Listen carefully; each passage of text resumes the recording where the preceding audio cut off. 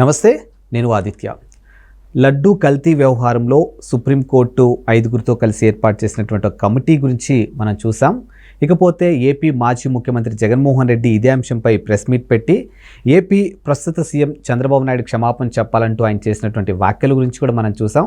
అసలు ఓవరాల్గా ఈరోజు జరిగినటువంటి పరిణామాల గురించి తెలుసుకునే ప్రయత్నం చేద్దాం. సో ప్రస్తుతానికి మనతో పాటు స్టూడియోలో ఉన్నారు ప్రముఖ సీనియర్ జర్నలిస్ట్ డివిఎస్ గారు. సార్ని అడిగి మరిన్ని విషయాలు తెలుసుకుందాం. సార్ నమస్కారం. సార్ నమస్తే. సుప్రీంకోర్టు ఇచ్చినటువంటి ఆ నివేదిక, జగన్మోహన్ రెడ్డి పెట్టినటువంటి ప్రెస్ మీట్, చంద్రబాబు నాయుడు క్షమాపణ చెప్పాలంటూ ఆయన చేసినటువంటి వ్యాఖ్యలు, వీటన్నిటి గురించి మనం డిస్కస్ చేయాల్సి వస్తే ఏ విధంగా చేయొచ్చు సార్? సుప్రీంకోర్టు ఇచ్చినటువంటి జడ్జిమెంట్లో 5గురు సభ్యులతో ఒక కమిటీ, ఒక సిట్ ఏర్పాటు చేసింది. 2 సిబిఐ, 2 సిట్, ఒకళ్ళేమో FSSAI, ఫుడ్ సేఫ్టీ సెక్యూరిటీ వాళ్ళు నిపుణుడు అనమాట. ఆ జడ్జిమెంట్కి ఈయన ప్రెస్ మీట్ పెట్టి ఏమంటాడు, జగన్మోహన్ రెడ్డి ఇది చంపపెట్టు చంద్రబాబుకి, చంద్రబాబు క్షమాపణ చెప్పాలి, అసలు దేవుడంటే భయం భక్తి ఉన్నాయా చంద్రబాబుకి అంటూ ఆయనకి మామూలు ఆయన స్టైల్లో ఆయన మాట్లాడిన పరిస్థితుల్లో ఇదంతా చూసి జనం విస్తుపోయే పరిస్థితి. వాళ్ళేంటి, సుప్రీంకోర్టు ఇచ్చినటువంటి జడ్జిమెంట్, ఆ ఆర్డర్, 5గురు సభ్యుల ఆ సిట్, స్వతంత్ర సిట్ ఏర్పాటు అనేది జగన్మోహన్ రెడ్డిని పెనం మీద నుంచి పొయ్యిలోకి నెట్టింది. ఇప్పుడు దాకా ఏంటి, సిట్ ఒక్కటే ఉంది, చంద్రబాబు ఒక్కడే రాష్ట్ర ప్రభుత్వ ఆధ్వర్యంలో, అంటే పెనం మీదే యోగుతున్నాడు. ఇప్పుడు దీనికి ఏది జోడీ అయింది, కేంద్రం సిబిఐ ఎంటర్ అయింది, పొయ్యిలో పడ్డాడు. అంటే ఏంటి, సిబిఐ అసలే రగిలిపోతాను జగన్మోహన్ రెడ్డి పైన. ఎందుకని, సిబిఐ మీద కేసులు పెట్టించాడు. వివేకానంద రెడ్డి హత్య కేసులో సిబిఐ ఎస్పీ రామ్ సింగ్ పైన ఈయన కేసు పెట్టించాడు. ఎక్కడ, పులివెందుల్లో ఈయన ముఖ్యమంత్రిగా ఉన్నప్పుడు. వాళ్ళు ఎప్పుడు రెడీగా ఉన్నారు, ఎప్పుడు కక్ష తీర్చుకోవాలన్నట్టుగా. నెక్స్ట్ ఏంటి, అవినాష్ రెడ్డిని అరెస్ట్ చేయడానికి వస్తే కర్నూల్లో సిబిఐ వాళ్ళని 3 రోజులు గెస్ట్ హౌస్లో 30 తిప్పలు పెట్టారు. అతను అరెస్ట్ చేయనీయకుండా చుట్టూ 1000 మందిని ప్రొటెక్షన్గా పెట్టి, మంత్రులు ఎమ్మెల్యేలు ఎట్లా అరెస్ట్ చేస్తారో చూస్తామన్నట్టుగా అసలు ఎస్పీ చేతులు ఎత్తేసాడు. మీరు ఇప్పుడు ఇతను అరెస్ట్ చేస్తే లా అండ్ ఆర్డర్ బ్రేక్ అవుద్దని. అంటే సిబిఐని అతను ఛాలెంజ్ చేశాడు. ఎవరు, జగన్మోహన్ రెడ్డి. ఇప్పుడు ఈ సిట్లోకి 2 సిబిఐ ఎంటర్ కావడం, సిబిఐ డైరెక్టర్ ప్రవీణ్ సూద్ ఆధ్వర్యంలో ఇదంతా జరిపించమంది సుప్రీంకోర్టు ఇచ్చినటువంటి దీంట్లో. అంటే చాలా సీరియస్గా ఉంది సుప్రీంకోర్టు. నెయ్యి కల్తీ అనేది అది మహాపాపం, నేరం. ఎందుకని, అది దేవుడి ప్రసాదం, కోట్లాది భక్తులు దాన్ని తిన్న పరిస్థితి. అలాంటి ప్రసాదాన్ని కల్తీ చేయడం అనేది అసలు ఇంతవరకు దేశ చరిత్రలోనే మనం చూడలేం. వీళ్ళు కల్తీ మద్యం అంటారు, లేకపోతే కల్తీ పురుగు మందులు అంటారు, కల్తీ ఎరువులు అంటారు, రైతులను మోసం చేయడమో లేకపోతే మిగతా వాళ్ళని మోసం చేయడమో చూసాం. కానీ దేవుడి దగ్గర ప్రసాదంలో కల్తీ చేసి భక్తుల్ని ఇలా చేయటం మొదటిసారి చూస్తున్న పరిస్థితుల్లో సుప్రీంకోర్టు అంత సీరియస్ అయింది. నిజాలు నిగ్గు తెలుసమంది. అందుకే సిట్ని విస్తృతం చేసింది. అంటే ఒక రకంగా చంద్రబాబు నెత్తి మీద పాలు పోసింది. ఎందుకని, రేపు వచ్చే జడ్జిమెంటు అది ఇంకా చంద్రబాబు కళ్ళతో చూడాల్సిన అవసరం లేదు. జగన్మోహన్ రెడ్డి ఇప్పుడు రాబోయేటటువంటి ఆ సిట్ యొక్క నిజాలని చంద్రబాబు నెత్తినేసే అవకాశం లేదు. అందుకే మనం అంటుంది ఏంటి, చంద్రబాబు నెత్తి మీద పాలు పోయటం అనమాట. ఒక రకంగా ఏంటి, ఇప్పుడు ఈ నిష్పాక్షికంగా ఈ దర్యాప్తు చేసి కల్తీ జరిగిందనేది వాస్తవం. ఏది, నెయ్యి కల్తీ జరిగిందనేది మనం చెప్పడం కాదు, NDDB రిపోర్టే ఉంది. NDDB రిపోర్టే కాదు, కెమిస్టులంతా ఇవాళ ప్రతి ఒక్కళ్ళు అంటున్నారు అది అసలు బటర్ లేని ఘీ అంటున్నారు. మనం ఏంటి, మనకు తెలిసి నెయ్యి వెన్నతో చేస్తాం, ఇది అసలు వెన్న లేని నెయ్యి. వెన్న ఉందని అనిపించడానికి చూస్తే అందులో అసలు బటర్ ఆయిల్ కంటెంటే లేదు, లారిక్ యాసిడ్ కలిపారు. ఆ లారిక్ యాసిడ్ కలపటం అదేంటి, అది కాస్త కొబ్బరి నూనె కలిపారు. కొబ్బరి నూనె కాస్ట్లీ ఎక్కువని బయట లారిక్ యాసిడ్ చీప్గా దొరికేది 115 కలిపారు.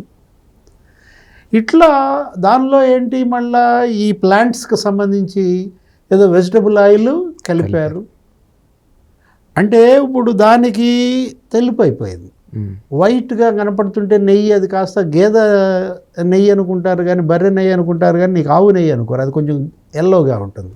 ఆ కలర్ రావడం కోసం ఈ లాడు కలిపారని, యానిమల్ ఫ్యాట్ కలిపారని, ఏది ఆ కలర్ రావడం కోసం. ఇప్పుడు వీటన్నిటిపైన ఇవాళ నిజాలు బయటికి రావాల్సిన అవసరం ఉంది. అందుకే FSSAI నిపుణుడిని కూడా పెట్టింది, food safety and security authority of India. వాళ్ళేంటి 1-3 ల్యాబులకి దీన్ని పంపే అవకాశం కూడా ఉందన్నమాట. సుబ్బారెడ్డి ఏమంటాడు, అసలు నేను నా హయాం 4 ఏళ్లలో AR డైరీకి లేదన్నాడు. నిబంధనలు మార్చింది నువ్వేగా, టెండర్ నిబంధనలు మార్చింది నీ పీరియడ్లో. 4 లక్షల లీటర్లు కెపాసిటీ ఉండాలనే నిబంధన ఎత్తేసావు. 250 కోట్ల రూపాయల టర్న్ ఓవర్ చేయాలన్న నిబంధన ఎత్తేసావు. 800 కిలోమీటర్ల పరిధిలోనే డైరీ ఉండాలన్న నిబంధన ఎత్తేసాడు. అన్ని రిలాక్సేషన్స్ ఇచ్చాడు. ఎందుకని? కమిషన్ల కోసం. అసలు కమిషన్లతో వీళ్ళకి సాటిస్ఫాక్షన్ లేకుండా వీళ్ళే నెయ్యి తయారీలో పడ్డారు. ఇలా ఈ ఆయిల్స్ అన్నీ కలిపి వీళ్ళే నెయ్యి తయారు చేయటం. ఆ AR డైరీ నిన్న ఇవాళ తెలుగుదేశం వాళ్ళు ప్రెస్ మీట్ పెట్టారు, పట్టాభి, ఆనం వెంకటరమణారెడ్డి వీళ్ళంతా.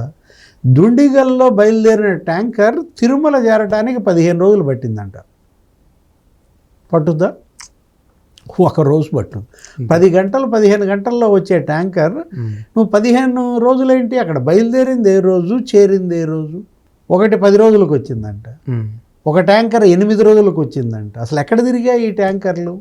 అసలు ఈ నెయ్యి కుంభకోణం ఏంటి? కల్తీ నెయ్యి ఇవాళ అది నిజం నిగ్గుదలాలన్నమాట. అందుకే ఇవాళ సిట్టు విస్తృతంగా వేసింది.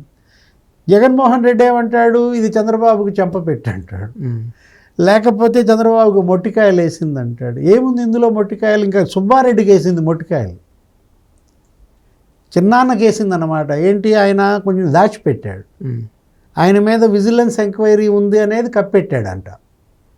అదేంటని అడిగింది, మీ మీద విజిలెన్స్ ఎంక్వైరీ జరుగుతుందన్నది మీ పిటిషన్లో ఎందుకు పేర్కొనలేదు అని అడిగింది.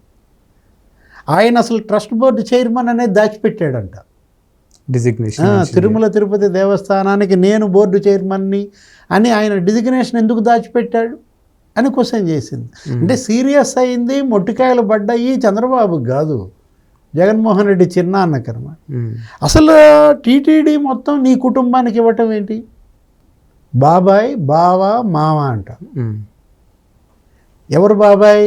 సుబ్బారెడ్డి. 4 ఏళ్ళు అంటే సొంత పిన్ని చిన్నమ్మ భర్త వైవి సుబ్బారెడ్డి, 4 ఏళ్ళు ఆయన. తర్వాత ఏడాది ఎవరు? భూమన కరుణాకర్ రెడ్డి.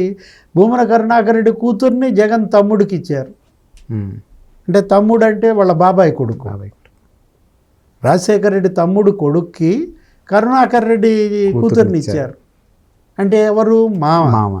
బాబాయి మామ. మరి బావ ఎవరు? ధర్మారెడ్డి. ధర్మారెడ్డి కూడా బంధువేనని, ధర్మారెడ్డి రాజశేఖర రెడ్డికి మేనల్లుడు అవుతాడని, అతను బావ వరుస జగన్మోహన్ రెడ్డికి. అంటే చిన్నాన్న, బావ, మామ 5 ఏళ్ళు కలిపి దోచేశారు జగన్తో పాటు అని. దగ్గర 15,000 కోట్ల స్కాములు జరిగాయని ఇక్కడ తిరుమల తిరుపతిపై. అసలు వీటన్నిటిపైన అసలు ఉన్నత స్థాయి విచారణ జరపాలి.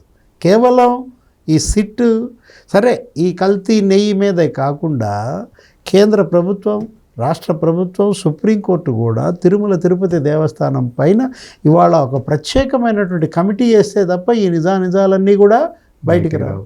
దేవుడిపై భక్తి భయం ఉంటే చంద్రబాబు క్షమాపణ చెప్పాలంటాడు. ఇప్పుడు దొంగ క్షమాపణ చెప్పాలా, పోలీసోడు చెప్పాలా? దొంగ చెప్పాలి. ఇప్పుడు జగన్ పోలీసోడే చెప్పాలంటున్నాడు. ఇప్పుడు కల్తీ చేసినాడు క్షమాపణ చెప్పాలా, కల్తీ పట్టుకున్నాడు క్షమాపణ చెప్పాలా? కల్తీ చేసినవాడు. కల్తీ పట్టుకున్నాడే చెప్పాలంటాడు. కల్తీ పట్టుకున్నాడే క్షమాపణ చెప్పాలంటున్నాడు జగన్మోహన్ రెడ్డి. ఈ లాజిక్ ఇవాళ ఏంటంటే అతని కంత్రితనం, అతని గడుసుతనం, ఏది ఈ విధంగా ప్రజలని అపోహలు సృష్టించడం, ప్రజల్లో తప్పుదారి పట్టించటం, చేసిన అవినీతి, జరిగిన అపచారం 5 ఏళ్ళు నీ హయాంలో జరిగితే 100 రోజుల్లో చంద్రబాబు అబద్ధాలు చెప్పాడంటే నువ్వు చేసిన కల్తీని ఆయన బయట పెట్టాడు. కల్తీ చేసింది మీరు, మీ కుటుంబం, నీ బంధువులు, అసలు ఏడా ఈవో ధర్మారెడ్డి?